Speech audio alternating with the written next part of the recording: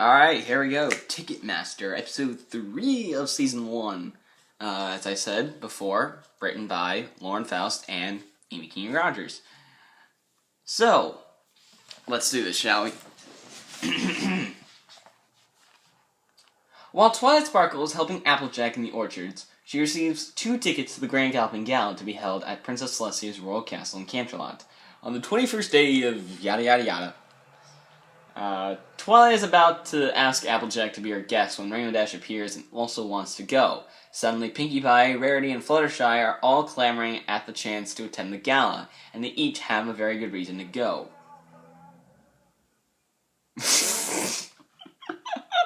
I am keeping that in. I'm sorry, it's just cars in the background if you didn't hear that. Her friends quickly grow impatient, waiting for a decision. Soon all the ponies are doing favors for her, trying to improve their chances of getting the extra ticket. By the way, here are the reasons why they want to go. Applejack wants to go so that she can sell her apple products and get money to fix up the farm. And really, I mean, that's sort of a good reason, but the thing is, you're not really all that bad. You look at the barn in the episode and it's perfect. And then you look at it in her fantasy and it's horrible. It looks like it belongs in a junkyard. But in real life, it's perfect. Why would you want to fix the roof? I mean, have you ever heard the phrase, if it's not broke, don't fix it? If it ain't broke, don't fix it? Have you ever heard that phrase, AJ? Anyway, Rainbow Dash then intervenes, and she says, the Wonderbolts are performing, this is my chance to show my stuff. And also talk about some things that, I can't really do. Blah, blah, blah, yada, yada, yada. That's a proposition. That's exposition, thank you. Exposition. That's some exposition stuff right there. Then it goes to Pinkie Pie, who just wants to be there to party. Which is, that's the real thing there, right? She just wants to be a party animal. And, she just wants to have a good time. And thusly, brings us to our second song. I didn't say in the last episode, but the last episode gave us the first ever song of the series, which was, I'm looking, because this book actually has the lyrics to every single song, so, yeah. The Laughter song, Giggle at the Ghostly. That song debuted that episode. This episode is the first time that multiple songs are released in one episode.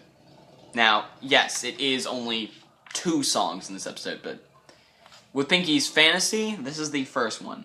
And surprisingly, the song is actually called Gala Fantasy Song. Great name, Danny. And of course, lyrics by Lauren Faust. Actually, the first 3 songs, lyrics by Lauren Faust. She did both songs. Amazing. Nice job, Lauren. Where was I? So yeah, Pinkie Pie just wants to go and have a great time and have fun. And just, do everything. Rarity wants to go because she wants to basically be, her... I don't want to say her snooty self because I know I'm gonna, make a lot of Rarity fans mad. I'm looking at you, Serial Velocity. I'm sorry, Serial. But really, she wants to go because she wants to show off her work. She wants to be, she wants to fit in with the Canterlot crowd. And then marry Celestia's nephew, the prince. And, yeah. Also, we have it released as Prince Blueblood in the season finale. We don't know his name yet, but we'll know in the season finale episode, basically. But it is Prince Blueblood. Don't worry. And to finish off, Fluttershy, she doesn't want to go because of the actual gala itself. She just wants to be there in the garden. She wants to meet animals, see the plants. It's apparently every single plant in the garden of Canterlot Castle will bloom on the night of the gala. Perfect. is just perfect. Anywho, and then you know, all of a sudden they're getting really impatient. Hey, let's do something to Twilight that could get us the ticket. So, as the book says, Rainbow Dash controls the weather in Twilight's favor. You know, it's raining. Oh, but wait, there's a hole in the sky conveniently over Twilight. Rarity designs a gala gown for her, which is sort of like, oh, you're wet. You're completely destroyed by the rain. Here, have a new dress. Oh, I can't believe it. I actually have the same dress. We could match, and, you know, if we go to the gala, blah, blah, blah, blah. So, yeah. Again, I'm sorry, Serial, but really? Applejack bakes her all kinds of sweet apple treats.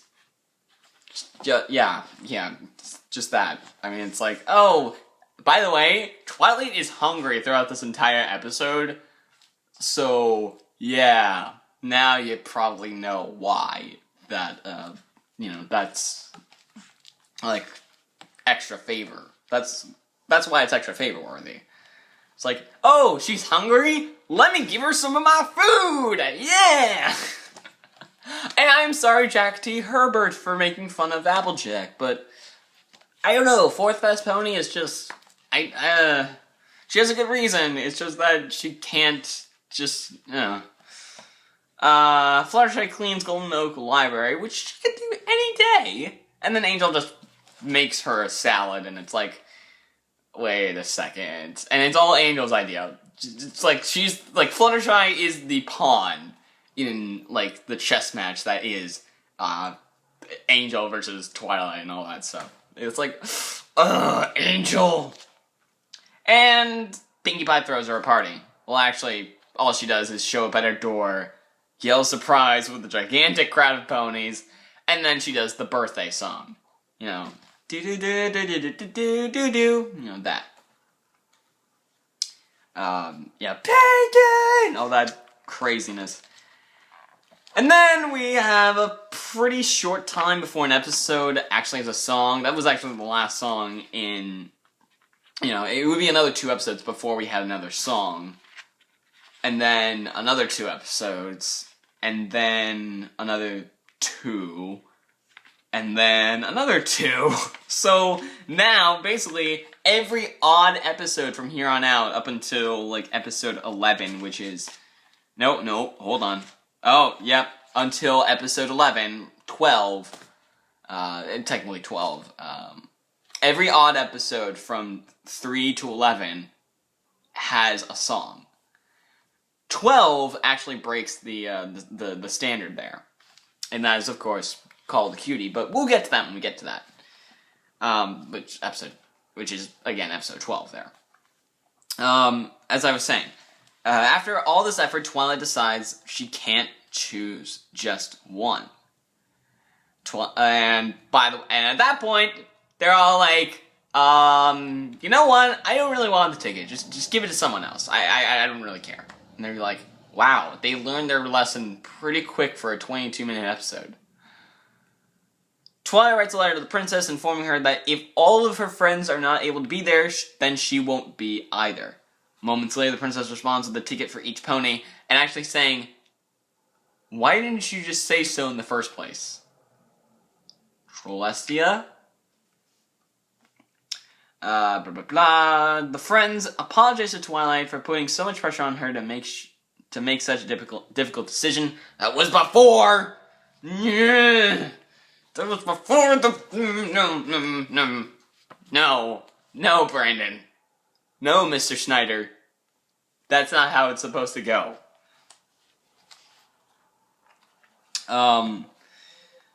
Anyway, the friendship lesson here, the actual first letter to Celestia is this. Dear Princess Celestia, I've learned that one of the joys of friendship is sharing your blessings, but when there's not enough blessings to go around, having more than your friends can make you feel pretty awful. And for the first technical friendship lesson, that's really good. That's really deep. I really like that one. That's a good lesson there. And now comes my thoughts on this episode.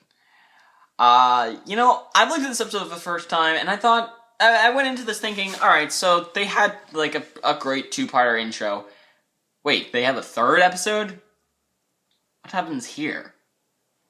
And I look at this episode, I'm thinking, wow. It's really good. I don't know why, but this is actually pretty good. So, with that, looking at it all together, I think I'm going to actually have to go over 7 for the first time in this entire thing. I'm going to give this episode a 7.6 out of 10. I really like this episode. This was way better than the season premiere episodes. And, this is the first time that I'm actually giving a Lauren Faust episode anything over a 7. Now, maybe that's because, in comes Amy King Rogers to make it a 22-minute episode, but yada yada yada. Talked about that in the last episode. But, it's good.